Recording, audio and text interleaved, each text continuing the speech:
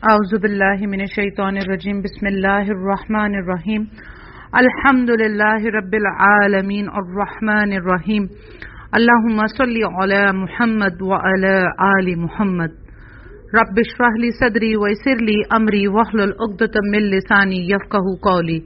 السلام علیکم ورحمۃ اللہ وبرکاتہ۔ الحمدللہ لاسٹ ٹائم ہم لوگوں نے سورہ آل عمران کی آیت نمبر 140 تک اس کی ترجمہ اور تفسیر کر لیا تھا الحمدللہ، اور آج ہم 141 سے ترجمہ اور تفسیر شروع کریں گے انشاءاللہ تعالی۔ تو آیت نمبر 141 کا ترجمہ ہے، یہ وجہ بھی تھی کہ اللہ تعالیٰ ایمان والوں کو بالکل الگ کر دے اور کافروں کو مٹا دے۔ اچھا، اس سے پہلے آیتوں میں ہم کیونکہ پڑھتے ہوئے آ رہے ہیں کہ جنگ احد کا معاملہ ہوا تھا اور اس میں کچھ مسلمانوں نے جو ہے وہ نافرما برداری کی رسول اللہ کی صلی اللہ علیہ وسلم، اور انہیں شکست کا سامنا کرنا پڑا کیونکہ وہ مال غنیمت کی وجہ سے مال کی طرف لپکے، انہوں نے آخرت کو نہیں دیکھا اور نافرما برداری کرنے کی وجہ ان کو یہ ہوئی کہ شکست ہوئی۔ ٹھیک ہے، اب ہم یہ آیت نمبر 141 پڑھ رہے ہیں۔ یہ وجہ بھی تھی کہ اللہ تعالیٰ ایمان والوں کو بالکل الگ کر دے اور کافروں کو مٹا دے۔ اچھا، اس کے معاملے میں اس جو جنگ احد ہوئی اس میں عہد میں مسلمانوں کو جو عارضی شکست ان کی اپنی کوتاہیوں کی وجہ سے ہوئی تھی، اس میں مستقبل کے لیے کئی حکمتیں چھپی ہوئی تھیں اللہ تعالیٰ کی طرف سے، جنہیں اللہ تعالیٰ آگے بیان فرما رہا ہے۔ ایک یہ کہ اللہ تعالیٰ ایمان والوں کو ظاہر کر دے کیونکہ صبر و استقامت ایمان کا تقاضا ہے۔ جنگ کی شدتوں اور مصیبتوں میں جنہوں نے صبر و استقامت کا مظاہرہ کیا یقیناً وہ سب مومن تھے۔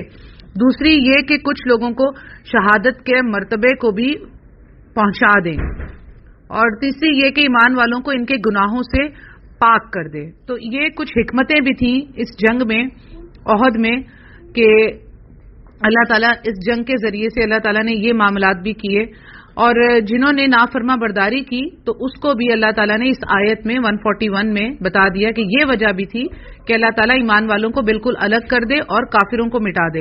اور جو اس میں منافق تھے وہ بھی ہائی لائٹ ہو گئے، جیسے کہ رئیس المنافقین جو ہے وہ اپنے 300 ساتھیوں کو لے کے الگ ہو گیا تھا۔ تو اللہ تعالیٰ نے یہاں پر جو ہے وہ ایمان والوں کو بھی دکھا دیا۔ آیت نمبر 142 کا ترجمہ ہے، کیا تم یہ سمجھ بیٹھے ہو کہ تم جنت میں چلے جاؤ گے، حالانکہ اب تک اللہ تعالیٰ نے یہ ظاہر نہیں کیا کہ تم میں سے جہاد کرنے والے کون ہیں اور صبر کرنے والے کون ہیں۔ اچھا، اب یہ معاملہ یعنی بغیر قتال اور بغیر تکلیفوں کی آزمائش کے کیا تم جنت میں چلے جاؤ گے؟ اللہ تعالیٰ یہ فرما رہے ہیں کیا تم سمجھتے ہو کہ تم جنت میں چلے جاؤ گے؟ تو نہیں، بلکہ جنت ان لوگوں کو ملے گی جو آزمائش میں پورے اتریں گے۔ جیسے قرآن کے دوسرے مقام پر ہم نے سورہ بقرہ میں بھی پڑھا کہ کیا تم نے گمان کیا کہ تم جنت میں چلے جاؤ گے اور ابھی تم پر وہ حالت نہیں آئی جو تم سے پہلے لوگوں پر آئی تھی۔ ٹھیک ہے نا، کیونکہ ان لوگوں کو تنگ دستی تکلیفیں پہنچی اور وہ خوب ہلا دیے گئے۔ تو اللہ تعالیٰ آگے بھی ہم قرآن میں آگے بھی پڑھیں گے جہاں اللہ تعالیٰ نے فرمایا کیا لوگ گمان کرتے ہیں کہ انہیں صرف یہ کہنے پر چھوڑ دیا جائے گا کہ ہم ایمان لے آئے اور ان کی آزمائش نہ ہوگی؟ نہیں، ایسا نہیں ہے۔ ہم آگے بھی پڑھیں گے کہ یہ جو ہم لوگوں نے جنت کو بہت آسان سا معاملہ سمجھا ہوا ہے، اور ہم جب کوئی آزمائشیں آتی ہیں تو ہم اس پر گھبرا جاتے ہیں اور ہم یہ دعا کرتے ہیں اللہ ہمیں آزمائش میں مبتلا نہیں کرنا۔ یہ دعا نہیں کرنی چاہیے کہ ہمیں آزمائش میں مبتلا نہیں کرنا، بلکہ یہ دعا کرنی چاہیے کہ یا اللہ جو آزمائش آپ ہم پر ڈالیں ہمیں اس میں کامیاب کر دیں۔ کیونکہ آزمائش کی نہ آنے کی آپ دعا کر رہے ہیں تو اس کا مطلب ہے آپ جنت کو نہ پانے کی دعا کر رہے ہیں، کیونکہ اللہ کہہ رہے ہیں کہ جنت ایسے نہیں ملے گی جب تک کہ تمہیں آزمایا نہ جائے گا۔ تو یہ دعا نہیں کرنی چاہیے کہ آزمائش نہ آئے، بالکل آزمائشیں آتی رہیں گی لیکن اللہ تعالیٰ سے ان آزمائشوں میں کامیابی کی دعا کریں، استقامت کی دعا کریں، صبر کی دعا کریں۔ تو ہمیں یہ معاملہ کرنا چاہیے۔ اور سورہ بقرہ میں بھی گزر چکا ہے یہی بات کہ اللہ تعالیٰ جو ہے وہ آزمائے بغیر جنت نہیں دے گا، کہ جنت یوں ہی نہیں مل جائے گی، اس لیے تمہیں آزمائش کی بھٹی سے گزارا جائے گا اور میدان جہاد میں بھی آزمایا جائے گا۔ آج ہم جہاد کی حالت میں تو نہیں ہیں، جنگ کی حالت میں تو نہیں ہیں، لیکن جہاد کے جیسے کہ میں نے بتایا بہت سی قسمیں ہیں. سب سے پہلے جہاد تو اپنی نفس کے ساتھ ہے. تو ہم جب تک ان معاملوں کو نہیں کریں گے، ان ساری چیزوں سے نہیں گزریں گے. اب اللہ تعالیٰ ہر انسان کو مختلف طریقوں سے آزماتا ہے. کسی کو بے اولاد رکھ کر آزماتا ہے، کسی کو اولاد دے کر اس سے واپس لے لیتا ہے، اور کسی کو تنگ دستی دے کر آزماتا ہے، کسی کو مال زیادہ دے کر آزماتا ہے. زیادہ مال جو ہے وہ زیادہ حساب کا بھی باعث بنے گا. اس لیے اللہ تعالیٰ نے قرآن میں جگہ جگہ یہ فرمایا کہ اللہ کی راہ میں مال خرچ کرو، تاکہ غریبوں کے ساتھ امیروں کے بھی کان کھل جائیں کہ انہیں مال خرچ کرنا ہے اور غریبوں کو دینا ہے.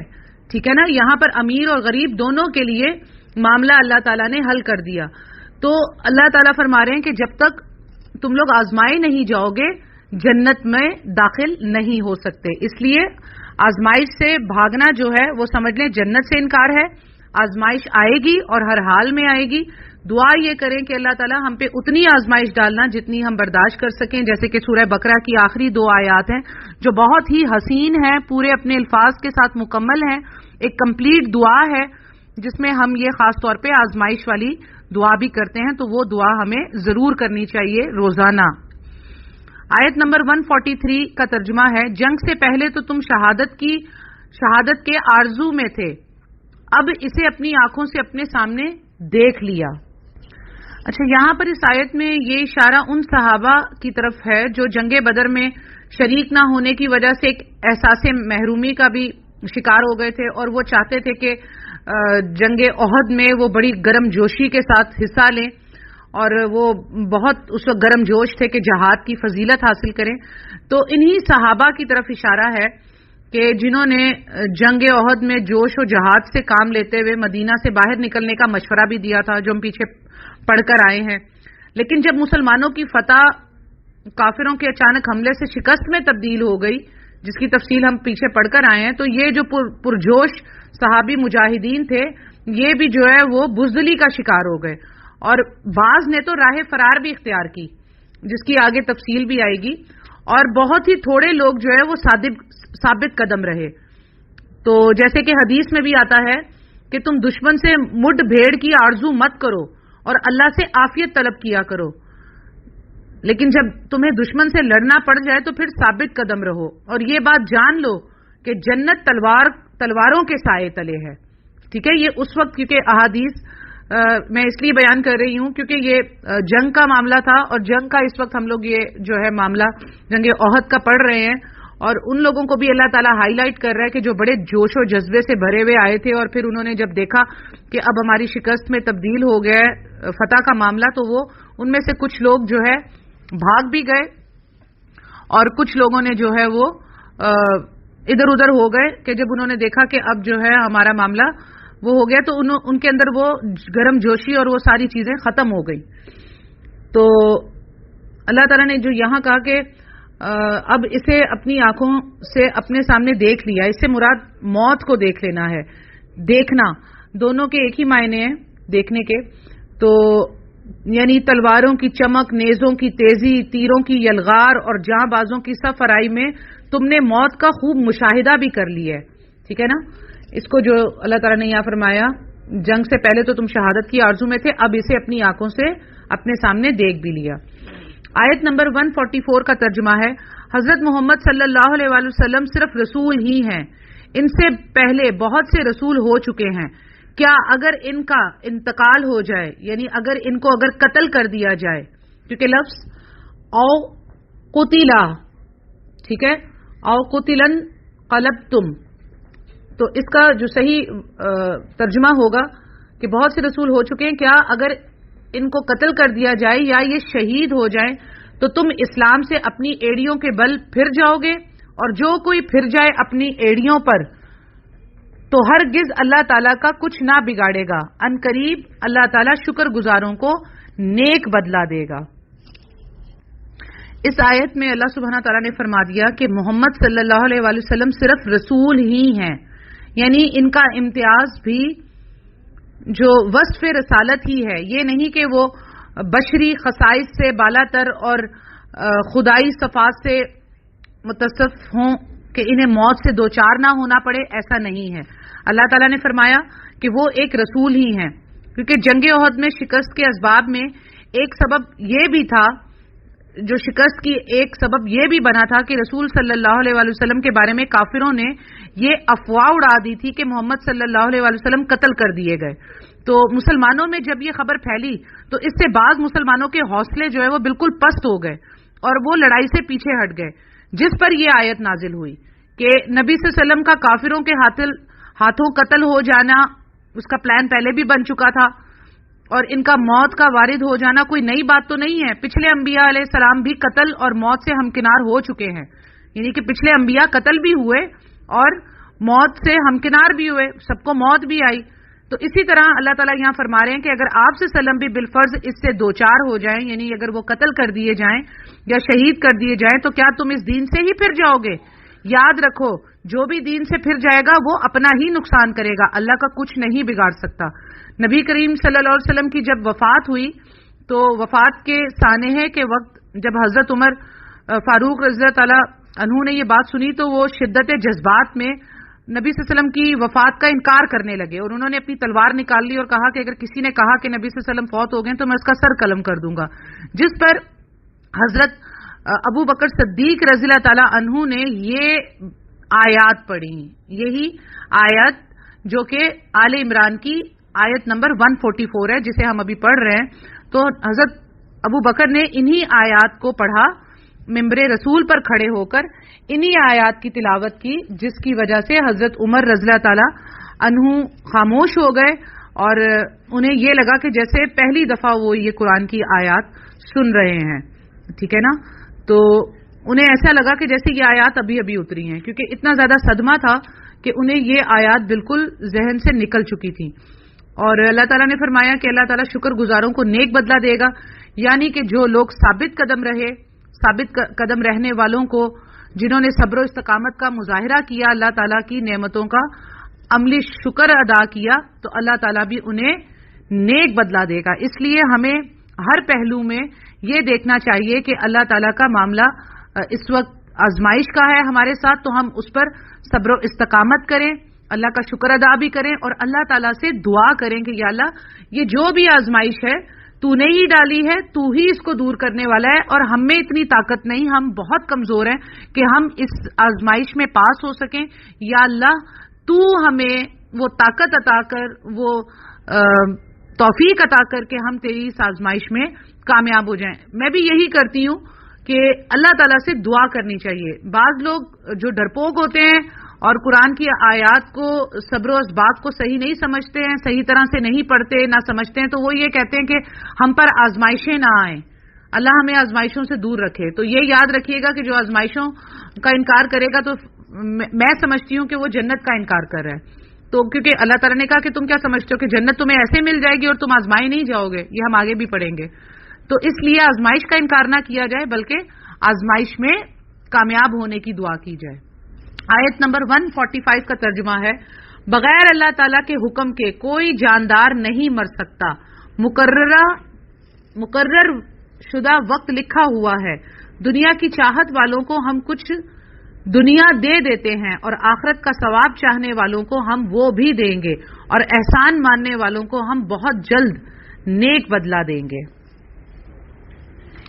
اچھا، اب یہاں پر اللہ تعالیٰ فرما رہے ہیں آیت نمبر 145 میں کہ بغیر اللہ تعالیٰ کے حکم کے کوئی جاندار نہیں مر سکتا۔ تو یہ اللہ تعالیٰ جو یہاں پر فرما رہے ہیں یہ ان کمزور اور بزدل لوگوں کو، ان سے اللہ تعالیٰ مخاطب ہیں کہ یہ کمزوری اور بزدلی کا مظاہرہ کرنے والوں کے حوصلوں میں یہاں اللہ تعالیٰ اضافہ کرنے کے لیے یہ بات فرما رہے ہیں کہ موت تو اپنے وقت پر آ کر ہی رہے گی، پھر بھاگنے یا بزدلی دکھانے کا کیا فائدہ۔ اسی طرح محض دنیا طلب کرنے سے کچھ دنیا تو مل جاتی ہے لیکن آخرت میں کچھ نہیں ملے گا۔ اس کے برعکس کیا ہوگا، آخرت کے طالبوں کو آخرت میں آخر کی نعمتیں تو ملیں گی ہی، اور دنیا میں بھی اللہ تعالیٰ انہیں عطا فرمائے گا، ٹھیک ہے نا۔ اللہ تعالیٰ کیا فرما رہے ہیں کہ جو آخرت مانگیں گے انہیں دنیا کی بھی نعمتیں مل جائیں گی، لیکن جو دنیا مانگیں گے انہیں اللہ تعالیٰ دنیا کی کچھ نعمتیں عطا کر کے اور چلتا کرے گا کہ پھر ان کا آخرت میں کوئی حصہ نہیں ہوگا. اس لیے کیا مانگنی چاہیے؟ آخرت مانگنی چاہیے. جیسے ہم دعا کرتے ہیں کہ ربنا آتینا فی الدنیا حسنۃ فی الآخرۃ حسنۃ وقنا عذاب النار. ہم دین اور دنیا آخرت، ہم دنیا کی بھی بھلائی مانگتے ہیں، آخرت کی بھی بھلائی مانگتے ہیں، ٹھیک ہے نا. تو لیکن دنیا کے ساتھ آخرت کی بھلائی کو زیادہ ہائی لائٹ کرنا ہے آپ نے دعا میں. ہم سب کو دعا میں اللہ تعالیٰ سے آخرت کو مانگنا ہے تو ہمیں دنیا بھی مل جائے گی، ٹھیک ہے نا. اور اس کے علاوہ اس میں ایک اور معاملہ بھی میں تھوڑا سا اس کے بارے میں بھی بتا دوں کہ جیسے کہا اللہ تعالیٰ نے بغیر اللہ تعالیٰ کے حکم کے کوئی جاندار نہیں مر سکتا. اب بعض لوگ کہیں گے کہ جی جو خودکشی کر لیتا ہے وہ تو خود اپنی جان لے لیتا ہے، تو اس کا بھی اللہ تعالیٰ نے پہلے سے لکھا ہوتا ہے، کیونکہ اللہ تعالیٰ اس کو دیکھ چکا ہے کہ یہ کیا کرے گا. تو اللہ تعالیٰ نے لکھا ہوتا ہے کہ یہ اپنی جان کو خود جو ہے ختم کرے گا. اور خودکشی کے معاملے میں بہت ہی سخت احادیث ہے کہ اللہ تعالیٰ نے جو ہے اس کے لیے جہنم رکھی ہے جو خودکشی کا ارتکاب کرتے ہیں. اور خودکشی کا معاملہ بہت سخت ہے. کبھی بھی اللہ کی دی ہوئی جان کے ساتھ کبھی بھی ایسا معاملہ نہیں کرنا چاہیے. کبھی بھی خودکشی کے بارے میں ان لوگوں کو نہیں سوچنا چاہیے. تو وہ بھی اللہ تعالیٰ ہی کی طرف سے وہ مقرر ہوتا ہے وہ وقت کہ یہ جو ہے اللہ تعالیٰ دیکھ لیتا ہے کہ یہ عمل کرے گا، کیونکہ اللہ تعالیٰ نے انسان کے ہاتھ میں سب کچھ دیا ہے، اس کی مرضی، اس کا معاملہ کہ وہ جو چاہے راستہ اختیار کرے. اسی لیے اللہ سبحانہ تعالیٰ نے فرمایا کہ آپ جو ہے اپنی جان نہیں لے سکتے. اسی لیے اللہ تعالیٰ نے یہ چیز بھی احادیث کے ذریعے سے بھی ہمیں کلیئر کر دی ہے کہ خودکشی کرنا حرام ہے. تو انسان جب اپنی جان لیتا ہے تو وہ اللہ تعالیٰ نے تقدیر میں پہلے ہی دیکھ کر لکھ دیا ہوتا ہے کہ یہ انسان اپنی جان لے گا، ختم کرے گا. موت کا فرشتہ تو اللہ ہی کی طرف سے آتا ہے نا، وہ کہیں اور سے تو نہیں آتا. تو وہ اللہ ہی کی طرف سے سب آتا ہے سب کچھ. لیکن اللہ کو پہلے سے معلوم ہوتا ہے کہ ہم نے اس کے ہاتھ میں یہ معاملہ دے دیا تھا اور اس نے اس کا غلط استعمال کیا. جیسے ہمیں چھری ہمارے پاس ہوتی ہے گھر میں، ہم چاہیں تو اس سے کسی کا گلا کاٹ دیں اور چاہے تو اس سے سبزی کاٹ کے کھانا پکا لیں. تو یہ ہمارے ہاتھ میں ہے کہ ہم اس کا کیسا استعمال کریں، ٹھیک ہے. تو اللہ تعالیٰ نے یہاں پر کیا فرما دیا کہ جو آخرت مانگیں گے تو ہم انہیں دنیا بھی دیں گے. لیکن خالی دنیا مانگنے والوں کو دنیا ہی مل جائے گی اور ان کا کام تمام ہو جائے گا، آخرت میں ان کا کوئی بدلہ نہیں ہوگا. آیت نمبر 146 کا ترجمہ ہے، بہت سے نبیوں کے ہم رکاب ہو کر، بہت سے نبیوں کے ہم رکاب ہو کر بہت سے اللہ والے جہاد کر چکے ہیں، انہیں بھی اللہ کی راہ میں تکلیفیں پہنچی، لیکن نہ تو انہوں نے ہمت ہاری، نہ سست رہے اور نہ دبے، اور اللہ صبر کرنے والوں کو ہی چاہتا ہے. یہاں پر اللہ سبحانہ تعالیٰ ان پیغمبروں کا ذکر کر رہے ہیں کہ جو جہاد بھی جنہوں نے کیا وہ اللہ کی راہ میں انہیں تکلیفیں بھی پہنچی، لیکن نہ تو انہوں نے ہمت ہاری اور نہ وہ سست رہے اور نہ دبے، کیونکہ انہوں نے صبر و استقامت سے کام لیا، اللہ سے ہر قدم پر دعائیں کرتے رہے اور انہوں نے جو ہے اللہ کی راہ میں اپنے جوش کو ٹھنڈا نہیں ہونے دیا. تو اللہ تعالیٰ یہاں پر انہیں مزید صحابہ کرام کو اس بات سے تنبیہ کر رہے ہیں کہ جو پہلے نبی تھے ان کے ساتھ بھی ان کے ایمان والے ساتھی تھے، تو وہ سب جو ہے اللہ کی راہ میں ان کو بھی تکلیفیں پہنچتی تھیں. آپ کوئی پہلے نہیں ہیں کہ جنہیں یہ تکلیفیں پہنچ رہی ہیں. آپ سے پہلے تو لوگوں کو بہت زیادہ ستایا گیا، یہاں تک کہ انبیاء قتل تک ہوئے. تو اللہ تعالیٰ ان پیغمبروں کو ذکر کر کے جو ہے وہ ہمت دلا رہے ہیں. آیت نمبر 147 کا ترجمہ ہے، وہ یہی کہتے رہے کہ اے پروردگار ہمارے گناہوں کو بخش دے اور ہم سے ہمارے کاموں میں جو بے جا زیادتی ہوئی ہے اسے بھی معاف فرما اور ہمیں ثابت قدمی عطا فرما اور ہمیں کافروں کی قوم پر مدد دے. اور دیکھیں اب یہاں پر اللہ تعالیٰ نے ان پیغمبروں کی دعائیں بھی نقل کر دیں. اللہ تعالیٰ یہاں پر ان کی دعاؤں کو بتا رہے ہیں کہ وہ کیا کہتے تھے. یہی کہتے تھے کہ ہمارے پروردگار ہمارے گناہوں کو بخش دے، کیونکہ دیکھیں پیغمبر معصوم ہوتے ہیں، ان سے کوئی گناہ سرزد نہیں ہوتے، لیکن کیا کہتے ہیں بھول چوک ہو جاتی ہے، جو کہ ایک انسان ہونے کا سب سے بڑا ثبوت ہے کہ انسان سے ہی بھول چوک ہوتی ہے، اللہ کے سوا اور کوئی نہیں ہے جس کے لیے ہم یہ کہیں کہ اس کو وہ بھول نہیں سکتا یا اس سے کوئی چھوٹی موٹی جو ہے وہ کوئی کوتاہی نہیں ہو سکتی. اللہ کی ذات پاک صاف ان چیزوں سے بالکل ان سے بالکل الگ ہے. بے شک اس کی شان اس کے لائق ہے کہ وہ ان سب چیزوں سے پاک ہے. باقی یہ ہے کہ پیغمبر معصوم ہوتے ہیں، ان سے گناہ سرزد نہیں ہوتا، لیکن بھول چوک چھوٹی موٹی ہو جاتی ہے. تو اللہ تعالیٰ سے وہ دعا کر رہے ہیں کہ اللہ ہمیں بخش دے، ہمارے گناہوں کو بخش دے، اور ہمارے کاموں میں جو ہم سے اگر کوئی زیادتی ہوئی ہے تو اسے بھی معاف فرما دے، اور تو ہمیں ثابت قدمی عطا فرما، اور ہمیں کافروں کی قوم پر مدد دے. کیونکہ ہر پیغمبر کا جو ہے وہ معاملہ کافروں کے ساتھ ہوتا تھا. کافر کا وہی مطلب ہے چھپانے والا، جھٹلانے والا، انکار کرنے والا. تو جو بھی اللہ کے وحدانیت کو اور اللہ کی شریعت کو چھپاتا تھا، جھٹلاتا تھا، انکار کرتا تھا، تو وہ کفر میں داخل ہوتا تھا اور اس وجہ سے کافر کہلاتا تھا. آیت نمبر 148 کا ترجمہ ہے، اللہ تعالیٰ نے انہیں دنیا کا ثواب بھی دیا اور آخرت کے ثواب کی خوبی بھی عطا فرمائی، اور اللہ تعالیٰ نیک لوگوں سے محبت کرتا ہے. اللہ تعالیٰ نے کیا فرمایا؟ اللہ تعالیٰ نے ان کی دعا کا اب یہاں جواب دیا ہے کہ اللہ تعالیٰ نے انہیں دنیا کا ثواب بھی دیا، یعنی دنیا میں بھی ان کے ساتھ احسن معاملہ کیا. جیسے حضرت ایوب علیہ السلام کو اللہ تعالیٰ نے آزمائش میں ڈالا اور 18 سال تک وہ جو ہے کوڑ کی بیماری میں رہے، اور پھر انہوں نے اللہ تعالیٰ سے دعا کی، اور پھر اللہ تعالیٰ نے انہیں جو ہے وہ اس بیماری سے بھی شفا عطا کی، اور انہیں ان کا مال، اولاد اور بیوی اور گھر بار جو ہے وہ سب لوٹا بھی دیا، اور پہلے سے اور اچھے طریقے سے ان کو عطا کیا. تو اللہ تعالیٰ یہاں کیا فرما رہے ہیں جواباً کہ اللہ تعالیٰ نے انہیں دنیا کا ثواب بھی دیا اور آخرت کے ثواب کی خوبی بھی عطا فرمائی. ٹھیک ہے نا؟ تو اللہ تعالیٰ کیا کہتے ہیں کہ جو اللہ تعالیٰ کے راہ میں جہاد کرتے ہیں، چاہے وہ جہاد بالقتال ہو یا جہاد بالنفس ہو یا جہاد بالقرآن ہو، حدیث ہو، اپنے عمل سے ہو، امر بالمعروف نہی عن المنکر سے ہو، جہاد ہوتا ہے، اس کی بہت سی قسمیں ہیں. آخری قسم قتل ہے، لیکن قتال ہے، لیکن یہ ہے کہ آپ جب بھی اللہ کی راہ میں جد و جہد کریں گے، جد و جہد سے ہی لفظ جہاد نکلا ہے، جہاد کا مطلب جد و جہد یعنی کہ اسٹرگل کرنا. تو اس لیے اللہ تعالیٰ کہتے ہیں کہ ان لوگوں کو دنیا میں بھی ثواب دیا جائے گا، اور آخرت کے ثواب کا تو کیا ہی کہنا، جنت الفردوس کی شکل میں آخرت کا صلہ ملے گا.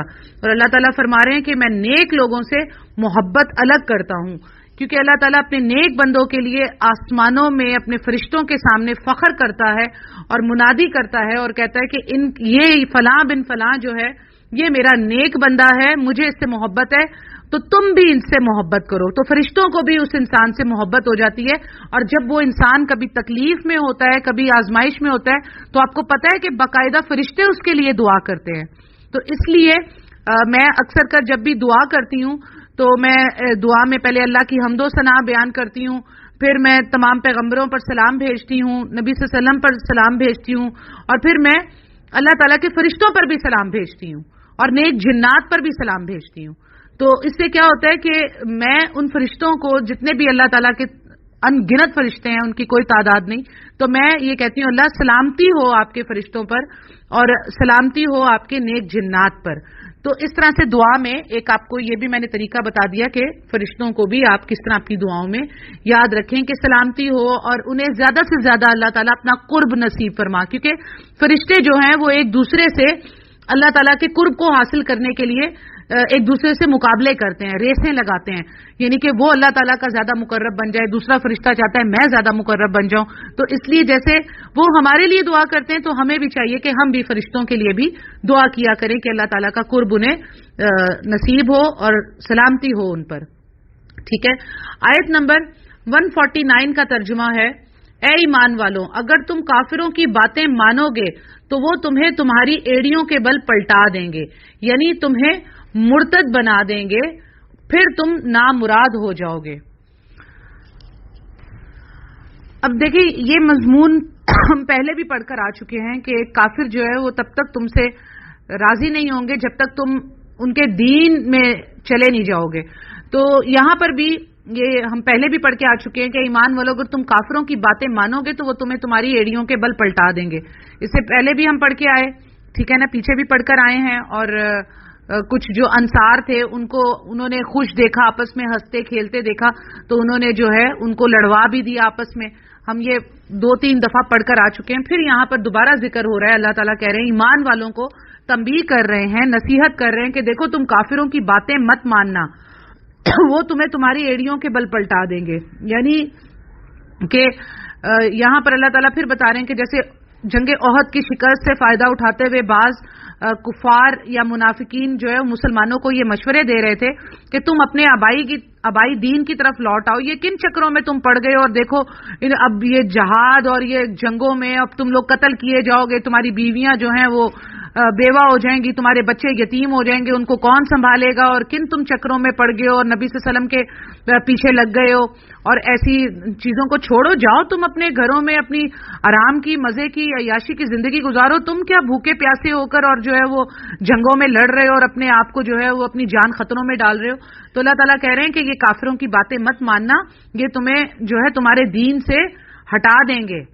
تو مسلمانوں کو اللہ تعالیٰ یہاں تنبیہ کر رہا ہے کہ وہ کافروں کی اس جو چال ہے اس کا شکار نہ ہو، اور اللہ تعالیٰ فرما رہے ہیں کہ کامیابی اللہ کی اطاعت میں ہی ہے، ٹھیک ہے نا۔ اور اگر تم مرتد ہو جاؤ گے، یعنی اگر تم اس دین سے پھر جاؤ گے تو بس پھر تم نامراد ہو جاؤ گے، یعنی کہ پھر آخرت میں تمہارے پاس جہنم کے سوا اور کوئی راستہ نہیں ہوگا جہاں تمہیں جانا ہوگا۔ آیت نمبر 150 کا ترجمہ ہے، بلکہ اللہ ہی تمہارا مولا ہے اور وہی بہترین مددگار ہے۔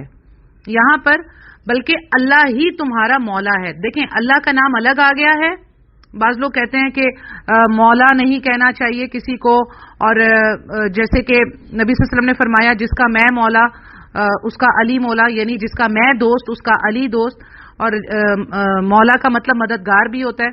تو اللہ کا نام یہاں الگ آیا، دیکھنا وہاں بچہ چلا گیا، اللہ کا نام یہاں پر الگ سے آیا ہے، عربی بھی آپ چیک کر لیں، بل اللہ مولاکم وہو خیر الناصرین، کہ اللہ ہی تمہارا مولا ہے اور وہی بہترین مددگار بھی ہے، یعنی کہ تم اپنی ایڑیوں کے بل نہ پلٹنا، دین اسلام کو مت چھوڑنا، اللہ ہی تمہارا مولا مطلب دوست بھی ہے اور وہی بہترین مددگار بھی ہے، وہی تمہارا بہترین دوست ہے اور بہترین مددگار بھی ہے، تو تم اللہ ہی پر توکل کرو، ٹھیک ہے۔ مولا سے ہی ہم مولانا کہتے ہیں، یعنی مددگار، مولانا صاحب، مولوی، ٹھیک ہے۔ تو یہ مولا کے ہی سارے الفاظ ہیں، تو مولا جو ہے وہ عام انسان کے لیے بھی استعمال ہو سکتا ہے، یہ اللہ کا نام نہیں ہے، صفت ہے اللہ کی، یعنی مددگار، یہ اللہ کے ناموں میں سے نہیں ہے، اللہ کے 99 ناموں میں بھی یہ نہیں ہے، ٹھیک ہے۔ جیسے اب اللہ کے اگر کوئی غنی ہے، جیسے حضرت عثمان رضی اللہ تعالی عنہ کا جو ہے وہ خطاب تھا غنی، تو مالدار یعنی غنی، ٹھیک ہے نا۔ تو یہ جو ہے نبی حضرت عثمان کا لقب تھا، تو غنی جو ہے وہ مالدار کو بھی کہتے ہیں، ایسے اللہ کا نام بھی غنی ہے، لیکن الغنیون، ٹھیک ہے نا، الغنیون۔ اب کوئی داتا کہتا ہے، داتا دینے والا، تو وہ اگر زندہ ہے تو دینے والا اس کے لیے کہا جا سکتا ہے، لیکن ایسے نام رکھنے سے کیا ہوتا ہے کہ جب وہ فوت ہو جائے گا تو کہیں جی داتا، جیسے داتا ہجویری، داتا لاہور کے جو حضرت علی ہجویری رحمت اللہ علیہ، تو ان کا لقب داتا کر دیا۔ تو ایسے لقب القاب نہیں دینے چاہیے جو کہ معیوب ہوں، جن کا معاملہ غلط ہو، جبکہ اللہ کا نام جو ہے وہ داتا اللہ کے 99 ناموں میں نہیں ہے، یہ صفت ہے اللہ کی کہ وہ دینے والا ہے۔ تو ایسے معاملات میں ایسے لقب جو ہے وہ رکھنے سے جو ہے گریز کرنا چاہیے کہ جس کا معاملہ اللہ ہی کی طرف جاتا ہے وہ لقب بھی نہیں دینے چاہیے۔ ہم لوگوں نے آیت نمبر 150 تک الحمدللہ ترجمہ و تفسیر کر لی سورہ آل عمران کی۔ اللہ تعالیٰ سے دعا ہے کہ ہم نے جو کچھ بھی پڑھا اللہ تعالیٰ ہمیں اس پر غور و فکر کرنے کی، اس کے اوپر عمل کرنے کی اور اس کو دوسرے لوگوں تک پہنچانے کی توفیق عطا فرمائے، اور اللہ تعالیٰ ہمارے دل کو قرآن اور صحیح احادیث کی روشنی سے روشن و منور کر دے، آمین۔